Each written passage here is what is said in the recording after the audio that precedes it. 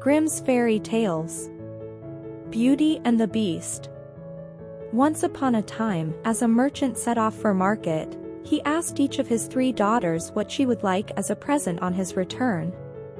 The first daughter wanted a brocade dress, the second a pearl necklace, but the third, whose name was Beauty, the youngest, prettiest and sweetest of them all, said to her father, "All I'd like is a rose you've picked specially for me." When the merchant had finished his business, he set off for home. However, a sudden storm blew up, and his horse could hardly make headway in the howling gale. Cold and weary, the merchant had lost all hope of reaching an inn when he suddenly noticed a bright light shining in the middle of a wood. As he drew near, he saw that it was a castle, bathed in light. "I hope I'll find shelter there for the night," he said to himself. When he reached the door, he saw it was open, but though he shouted, nobody came to greet him. Plucking up courage, he went inside, still calling out to attract attention. On a table in the main hall, a splendid dinner lay already served. The merchant lingered, still shouting for the owner of the castle. But no one came, and so the starving merchant sat down to a hearty meal. Overcome by curiosity, he ventured upstairs, where the corridor led into magnificent rooms and halls. A fire crackled in the first room and a soft bed looked very inviting. It was now late, and the merchant could not resist. He lay down on the bed and fell fast asleep. When he woke next morning, an unknown hand had placed a mug of steaming coffee and some fruit by his bedside. The merchant had breakfast and after tidying himself up, went downstairs to thank his generous host. But, as on the evening before, there was nobody in sight. Shaking his head in wonder at the strangeness of it all, he went towards the garden where he had left his horse, tethered to a tree. Suddenly, a large rose bush caught his eye. Remembering his promise to Beauty, he bent down to pick a rose. Instantly, out of the rose garden, sprang a horrible beast, wearing splendid clothes. 2 bloodshot eyes, gleaming angrily, glared at him and a deep, terrifying voice growled, "Ungrateful man. I gave you shelter, you ate at my table and slept in my own bed, but now all the thanks I get is the theft of my favorite flowers. I shall put you to death for this slight."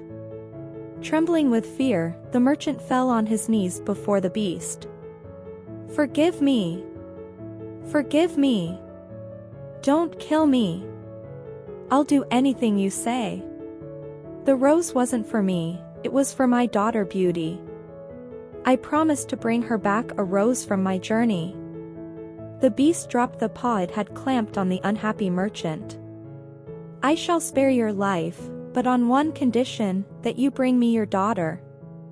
The terror-stricken merchant, faced with certain death if he did not obey, promised that he would do so. When he reached home in tears, his 3 daughters ran to greet him. After he had told them of his dreadful adventure, Beauty put his mind at rest immediately. "Dear father, I'd do anything for you. Don't worry, you'll be able to keep your promise and save your life. Take me to the castle. I'll stay there in your place." The merchant hugged his daughter. "I never did doubt your love for me. For the moment I can only thank you for saving my life." So Beauty was led to the castle.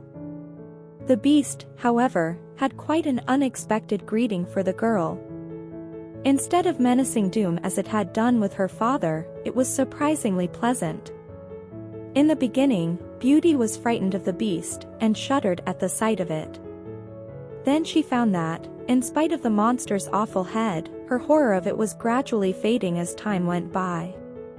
She had one of the finest rooms in the castle, and sat for hours, embroidering in front of the fire. And the beast would sit, for hours on end, only a short distance away, silently gazing at her. Then it started to say a few kind words, till in the end, Beauty was amazed to discover that she was actually enjoying its conversation.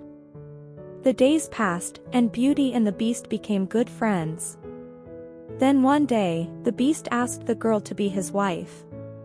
Taken by surprise, Beauty did not know what to say. Marry such an ugly monster? She would rather die. But she did not want to hurt the feelings of one who, after all, had been kind to her. And she remembered too that she owed it her own life as well as her father's. I really can't say yes, she began shakily. I'd so much like to, the beast interrupted her with an abrupt gesture. I quite understand. And I'm not offended by your refusal. Life went on as usual, and nothing further was said. One day, the beast presented Beauty with a magnificent magic mirror. When Beauty peeped into it, she could see her family, far away. You won't feel so lonely now, were the words that accompanied the gift. Beauty stared for hours at her distant family. Then she began to feel worried. One day, the beast found her weeping beside the magic mirror. What's wrong? He asked, kindly as always. My father is gravely ill and close to dying. Oh, how I wish I could see him again, before it's too late. But the beast only shook its head. No! You will never leave this castle. And off it stalked in a rage. However, a little later, it returned and spoke solemnly to the girl. If you swear that you will return here in 7 days' time, I'll let you go and visit your father. Beauty threw herself at the beast's feet in delight. I swear. I swear I will. How kind you are. You've made a loving daughter so happy. In reality, the merchant had fallen ill from a broken heart at knowing his daughter was being kept prisoner. When he embraced her again, he was soon on the road to recovery.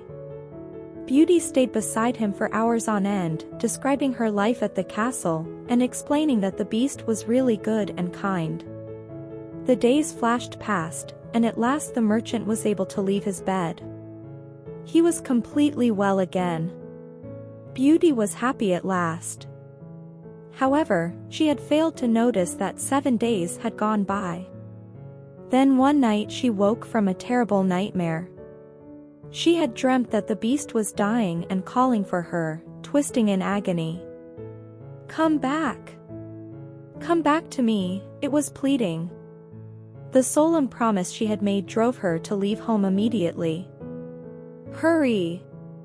Hurry, good horse, she said, whipping her steed onwards towards the castle, afraid that she might arrive too late. She rushed up the stairs, calling, but there was no reply. Her heart in her mouth, Beauty ran into the garden and there crouched the beast, its eyes shut, as though dead. Beauty threw herself at it and hugged it tightly.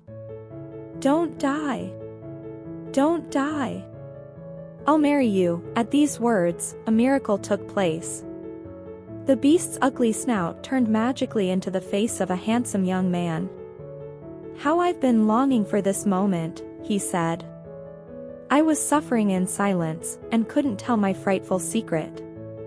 An evil witch turned me into a monster, and only the love of a maiden willing to accept me as I was, could transform me back into my real self.